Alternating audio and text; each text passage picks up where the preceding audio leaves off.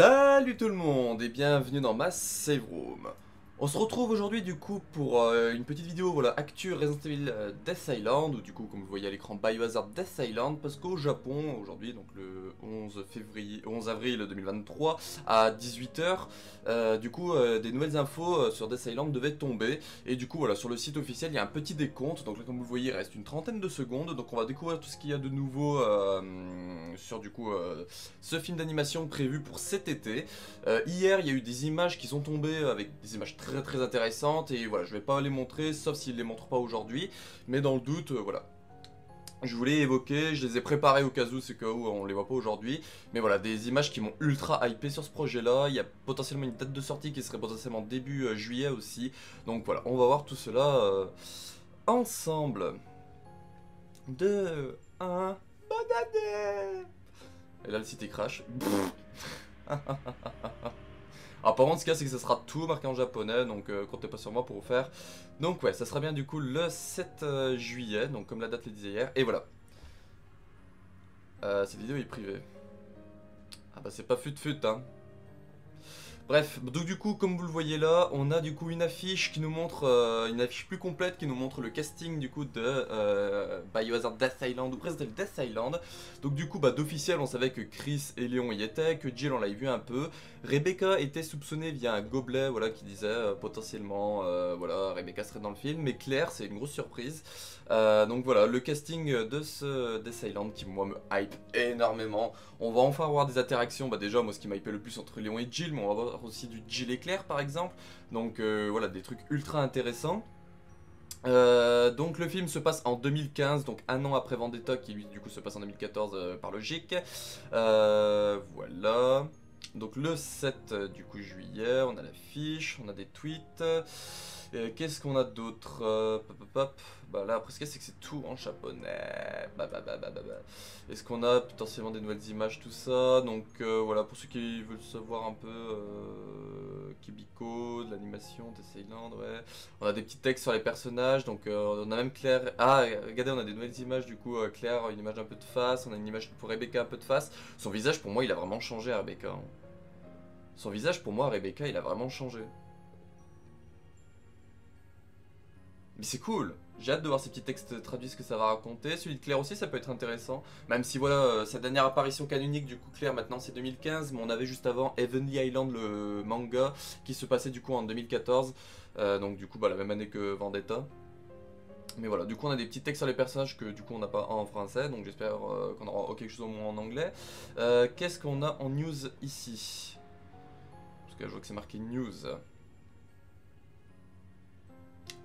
Donc là du coup voilà le site avec encore une fois les informations, donc l'affiche notamment en gros plan. Voilà, là qu'est-ce que l'on a ici? Est-ce que je vais trouver le trailer potentiellement? Ça serait pas mal. Le trailer, le voilà. Ah, on a plusieurs petites vignettes et tout en plus, c'est cool. Moi ce que je vais aller voir avant tout, c'est en réactualisant ici, est-ce qu'on a du contenu ou pas? Non. Bon, bah du coup on va regarder ce qu'on a ici. Alors est-ce que du coup j'ai un lien YouTube directement? Hop, regardez sur YouTube. Ah, un petit trailer quand même de 2 minutes 36. Donc là on va passer du coup sur le deuxième. Paf, avec du coup le gros plan du coup sur le Turkmush. Et c'est parti. After all she's been through, she's trying to make up for what happened to her. You mean how Wesker brainwashed her and made her come after us? No one's blaming Jill for that. No one. Except Jill.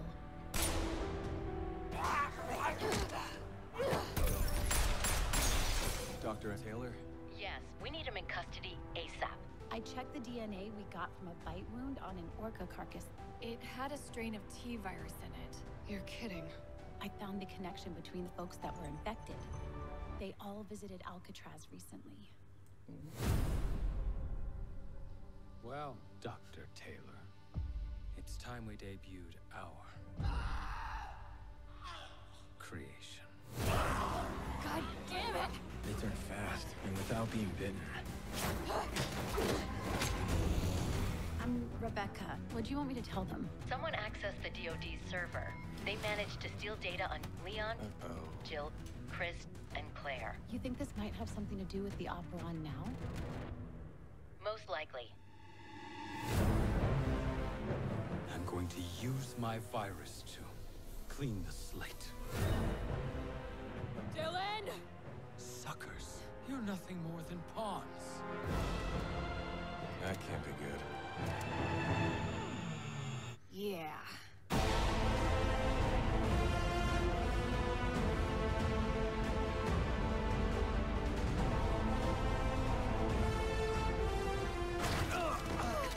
Duck! Excuse me? He's all yours. We're at the final stage now. That there is no justice. Well, it's over now, asshole! Time to light you up! Let's do it. All of us.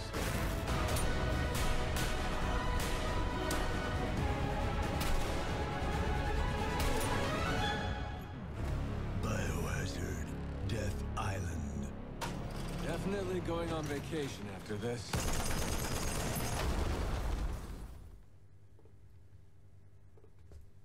Mais what? C'est quoi ça?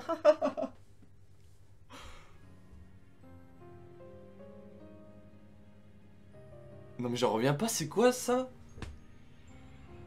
Mais c'est excellent. Bah, du coup, comme d'habitude, on va revenir sur plein de choses, parce qu'il y a plein de choses à revenir dessus.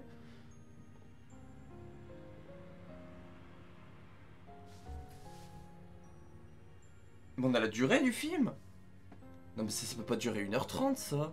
Mais c'est au moins du 2 heures. Il y a tellement de contenu, il y a tellement de choses.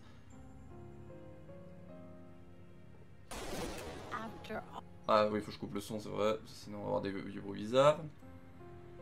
Donc là, bah du coup, de ce que je comprends en anglais, il y a du coup Rebecca qui parle à Chris et qui parle de l'état de Jill. Voilà, qui parle de l'état de Jill à Chris en mode est-ce que t'es sûr quand même avec tout ce que Wesker lui a fait, tout ça. Et ça, c'est quelque chose que je voulais dans le film, c'est qu'ils en parlent. Et on a du coup la confirmation que dans le trailer, déjà, c'est évoqué. Donc du coup, c'est sûr que dans le film, ça va être évoqué. Et ça, c'est vraiment quelque chose que je voulais. Donc voilà, elle lui dit est-ce que tu es sûr qu'elle est prête à retourner sur le terrain, tout ça, après tout ce qu'elle a subi. Donc voilà, on voit Jill s'entraîner comme on a vu dans le début. Donc là, bah, du coup, on a Chris et Rebecca voilà, dans le labo de Rebecca, ce qui semble être son labo, parce qu'on la voit beaucoup dans cet endroit-là. Donc voilà, donc Rebecca, je le dis et je leur dis, mais son visage, pour moi, il a vraiment changé entre Vendetta et bah, pour moi, il y a un nouveau face model. Hein. Et voilà, et donc Chris il dit ouais mais de toute façon plus personne s'en inquiète ou je sais pas quoi, et Rebecca elle sort un truc du genre ouais non mais si elle s'en inquiète encore. Et du coup voilà, on voit Chris qui supervise du coup l'entraînement de Jill. Et là normalement si j'ai pas de bêtises, voilà, moi c'était quelque chose que j'avais peur et que beaucoup en avaient peur, c'est que Jill ait pas une place assez importante dans le film. Mais ce qu'il y a, c'est qu'on la voit énormément dans le trailer, et quand on regarde l'affiche ici présente, c'est celle qui est le plus mise en avant. Bon, avec son pantalon bizarre, hein. Bon, après, techniquement, bon, vous voyez que c'est le pantalon bizarre. Mais voilà, Jill, c'est quand même celle la plus mise en avant sur l'affiche et tout, et même dans le trailer, je la trouve quand même qu'elle a un rôle ultra central. Donc là, voilà, on la voit combattre avec un zombie. Je sais pas ce que c'est, on dirait un espèce de baraquement. Ouais, on dirait un espèce de baraquement ou de je ne sais quoi. Là on voit du coup, je pense que là du coup c'est le côté, parce que voilà le film va être divisé en deux scénarios au début. Donc il y aura un scénario avec Léon qui doit rechercher quelqu'un qui se fait capturer, donc sûrement cette personne là.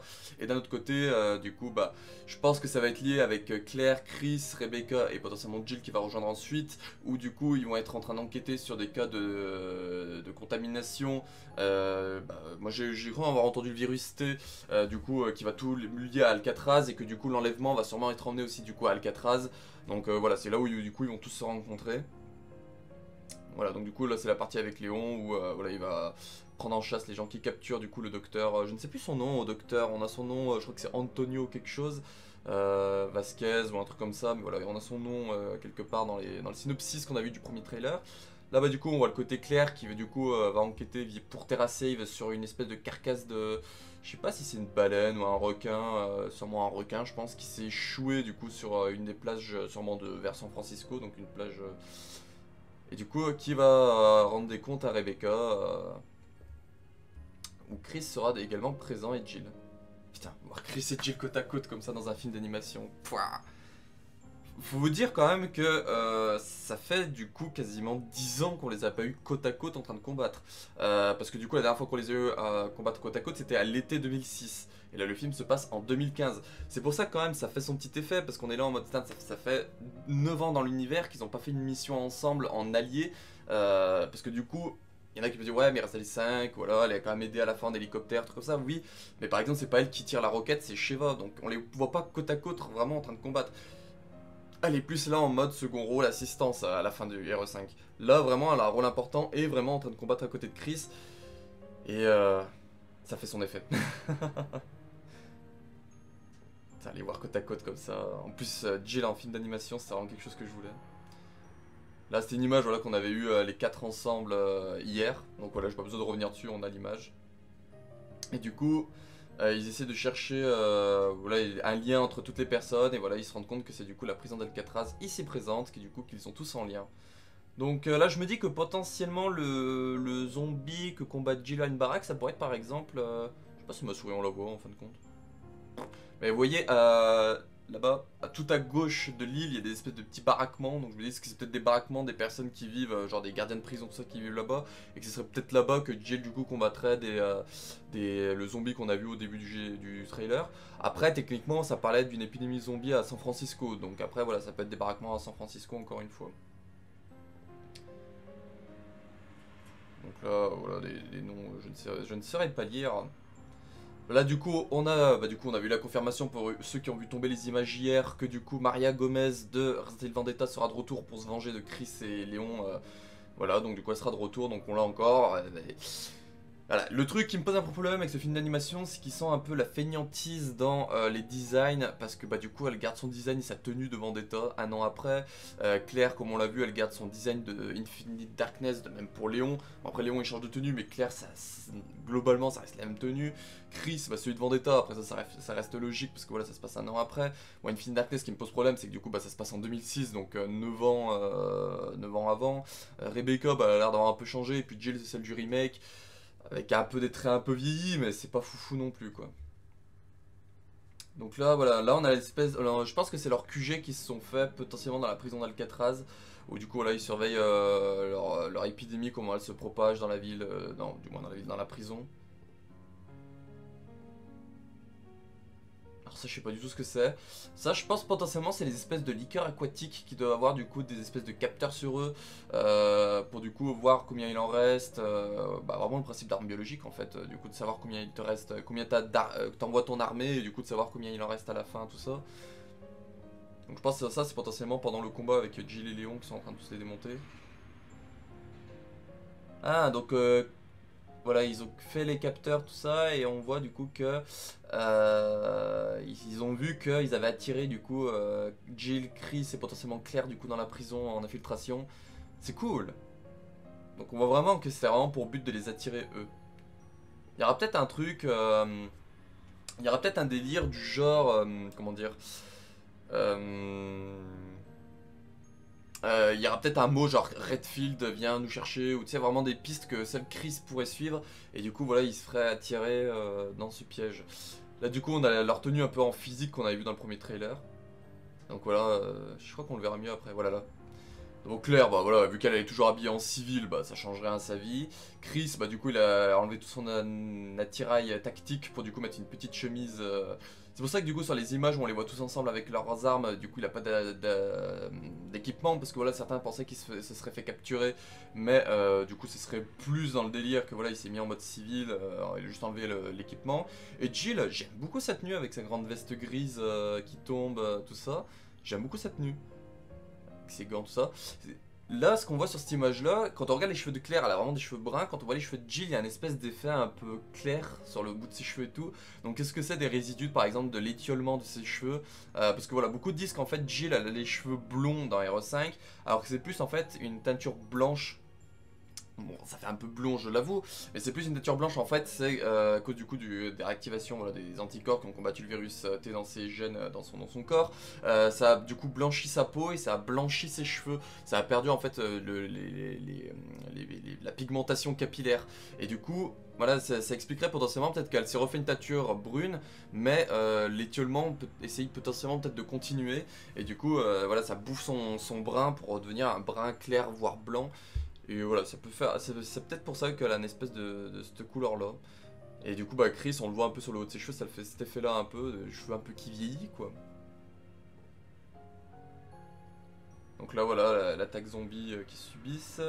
Là, bah, on a l'espèce de méchant Claire, du coup. Alors, elle a trouvé une arme, donc je sais pas où elle a trouvé une arme dans Alcatraz, parce que je pense qu'ils se font tous fouiller avant, et que vu qu'ils sont en infiltration, ils ont dû les poser, donc je pense sur un policier, un gardien mort, un truc comme ça. Donc on voit que les zombies c'est des excités du bulbe, j'ai envie de dire un peu comme dans Vendetta, dans mes souvenirs c'était quand même assez rapide tout ça.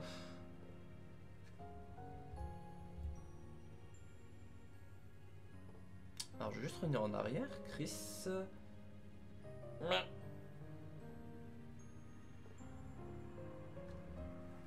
Parce que j'en ai beaucoup parlé, comme quoi Chris, Rebecca et Claire auraient du coup des Samurai Edge, mais ce cas c'est que je ne connais pas les armes, donc je pourrais pas vous dire.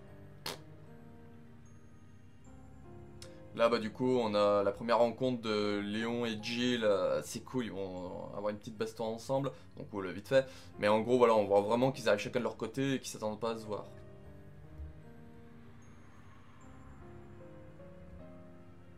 Donc là, un petit requin contaminé, c'est cool. Rebecca qui fait ses affaires. Ouais, moi pour moi, le visage de Rebecca, il a vraiment changé, c'est un nouveau modèle. Hein. C'est pas celui de Vendetta. Hein.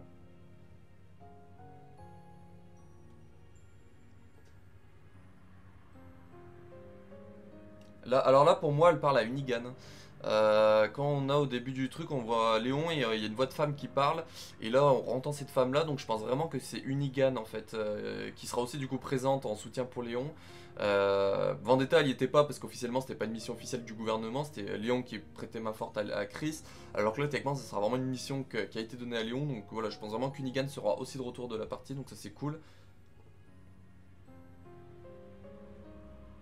Là voilà l'espèce de liqueur aquatique que du coup Léon et Jill vont affronter ensemble, c'est vraiment cool. On a bah, du coup Chris et Claire qui vont faire équipe ensemble de leur côté. Rebecca qui va les rejoindre par la suite avec des mecs en noir du SWAT. Voilà, il y a un SWAT, c'est marqué. Donc voilà des mecs du SWAT. Là bah on a l'espèce de méchant. Du coup voilà le méchant du film. Alors... Je pense qu'on va le voir après, mais pour moi c'est un ancien membre d'Umbrella, parce qu'on va voir un espèce de flashback avec des soldats d'Umbrella. Et voilà, je pense vraiment que ça va être quelqu'un qui aura un lien avec une mission qu'auront fait Chris et Jill. Sûrement une mission qu'auront fait Chris et Jill pour faire tomber Umbrella, genre voilà par exemple le démantèlement d'un labo, et que lui aura survécu et du coup voilà aurait voulu depuis tout le temps se venger de Chris et Jill. Et du coup il aurait trouvé en Maria Gomez une alliée du coup pour se venger, parce que les deux ont un point commun de se venger de Chris. Donc voilà, après Léon et Jill, c'est chacun de leur côté en plus. Mais voilà. Pour moi, c'est ça. Et du coup, le mec en blouse blanche qu'on voit à gauche, pour moi, c'est le docteur, je sais pas quoi, que du coup recherche Léon.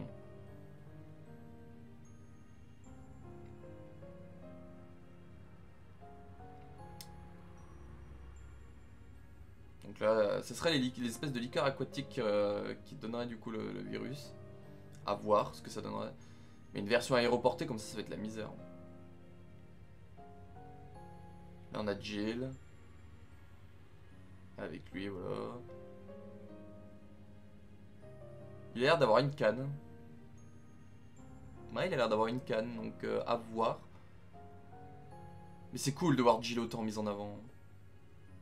Et là voilà, ce plan là on l'avait eu en image hier. C'est moi où Jill recharge son pistolet de la même manière que Léon dans Resident Evil 4 Remake. Ouais, elle le prend par la culasse pour le recharger en arrière en mode badass. Voilà, ce plan là on l'a eu en image hier, qu'est-ce qu'il est stylé. Voir ces 5 personnages ensemble comme ça, c'est vraiment trop cool. Franchement c'est vraiment trop cool. J'ai l'impression d'être un petit gosse.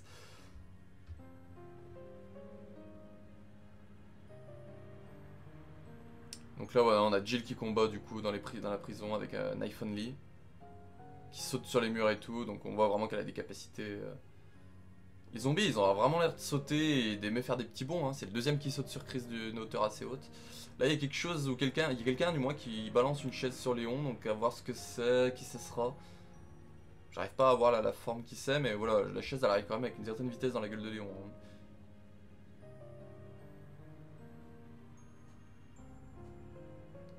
Là, Rebecca, du coup, avec son équipe du SWAT, elle voit que quelqu'un s'est fait embarquer par l'espèce de requin zombie, j'ai envie de dire, potentiellement, vu qu'il parle de virus T. Donc voilà, c'est assez cool. Ce qui est moins cool, c'est le tracteur qui passe en même temps. Ah ouais, donc les zombies, ça va vraiment être des zombies boostés en fait, ils vont grimper au grillage, tout ça. Ça me rappelle le virus C, ceux du virus C, ils adoraient tout ce qui était sauter, grimper, courir, tout ça. Il faut vraiment que je tourne une vidéo pour qu'il y ait 3 tracteurs d'affilée qui passent quoi. Donc là, bah ouais, c'est des espèces de liqueurs aquatiques. Hein. Et là, on voit du coup le côté avec Léon et Jill qui se tiennent la main pour se soutenir pendant le combat et tout. La scène ultra cool où Léon voilà, il se fait choper, Jill elle lui fait incline-toi sur la de gauche. Paf. Trop bien. Je suis vraiment comme un gosse. Hein. Chris avec un lance-roquette. Ah, c'est cool.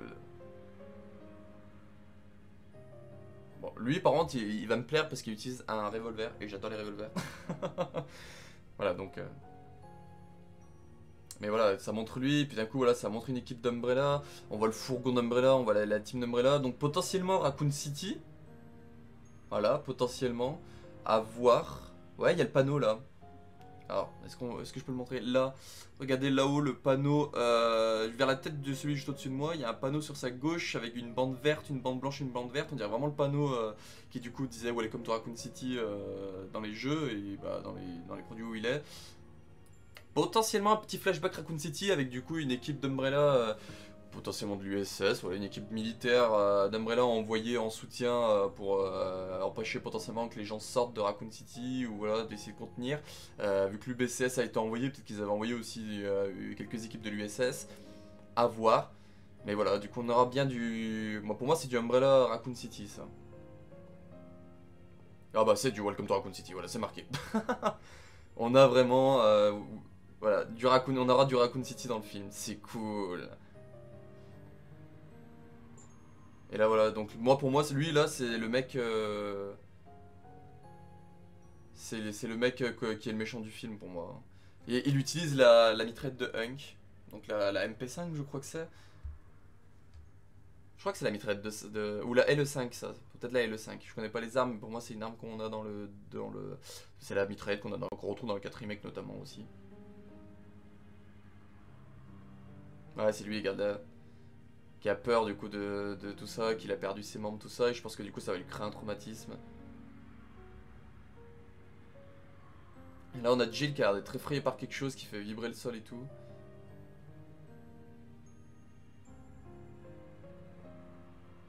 Est-ce que Rebecca aurait pas trouvé... Bah là je pense que pour moi c'est le docteur, et là on a 4 fioles. Est-ce que ça serait pas l'antivirus? Et du coup Rebecca va s'en injecter un, et les 4 là, il y en a un pour Léon, un pour Chris, un pour Claire et un pour Jill. Et du coup ça expliquerait le pourquoi du comment il ne se faut pas contaminer par le virus aéroporté. Parce que voilà, du coup Rebecca arriverait se rendrait sur l'île avec du coup une équipe de SWAT en escorte pour du coup leur faire parvenir ça pour pas qu'ils se transforment avec du coup la forme aéroportée. Je pense vraiment qu'il va y avoir un délire dans ce genre là. Ah voilà, il y a d'avoir une grosse créature. Ah, on aurait le retour d'une. C'est avant ou après? Voilà. Voilà, on aura le retour du coup de l'arme qu'utilise d'une arme laser comme il y avait dans Vendetta, mais que Jill aussi utilise du coup dans le 3 remake sûrement. Comme je vois les éclairs et puis le truc qui se met à recharger. C'est cool. Donc on aura. Peut-être que l'ennemi sera peut-être une espèce de grosse créature aquatique également, on sait pas. Léon et Jill encore en équipe. Là on voit que du coup Rebecca sera en équipe et tout. Et là cette scène. Mais alors, pour vous situer, dans une interview qui est sortie il y a 2 semaines je crois, ils ont dit qu'en gros ils voulaient que ce film là soit une espèce de Voilà, d'Avengers Mad in Resident Evil. Voilà, que du coup il y a un délire à l'Avengers où on retrouve nos personnages favoris qui se regroupent tous ensemble et voilà, ils font des scènes stylées et tout.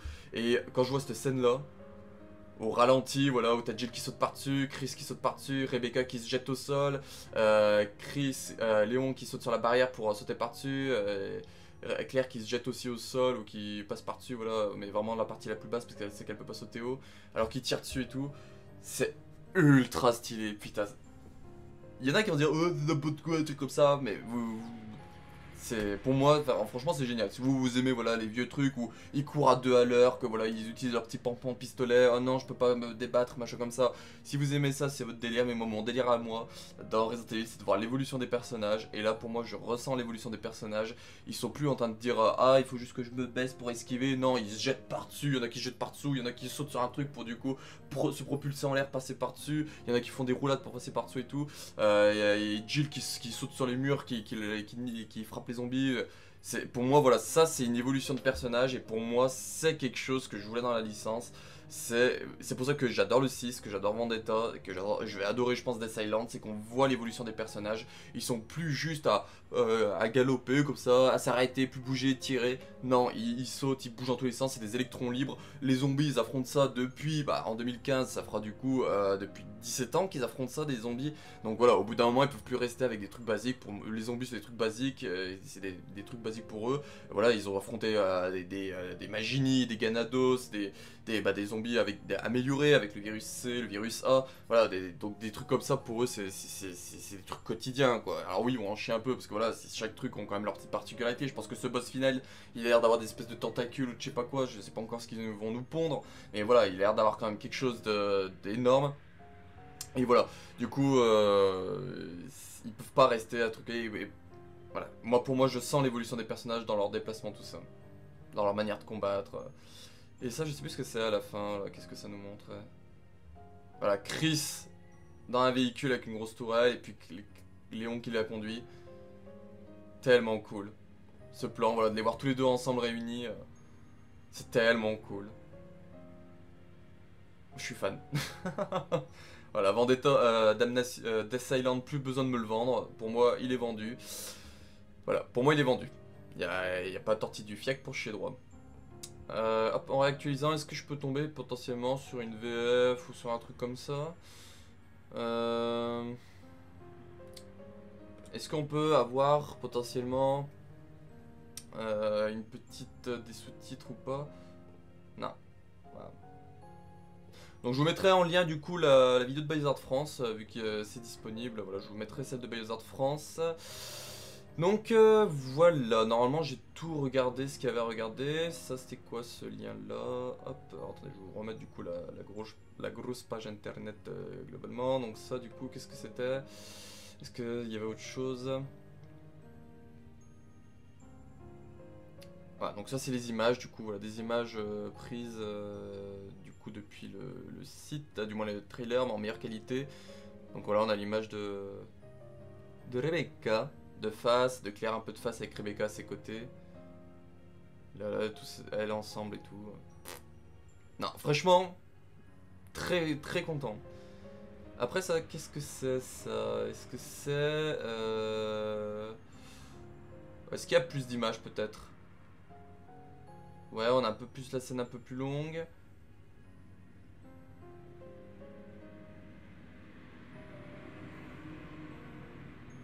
Ouais. On n'a pas de nouvelles images, ouais.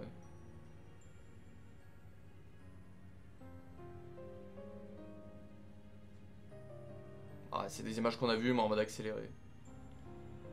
Mais Jill est vraiment mise en avant, même dans ce petit spot. Et du coup, il reste celui-là.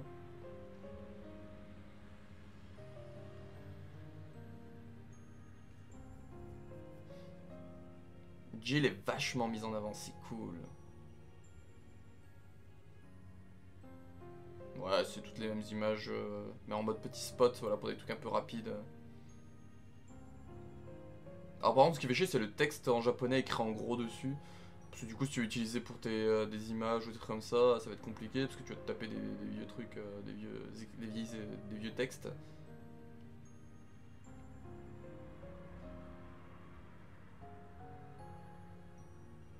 C'est cool.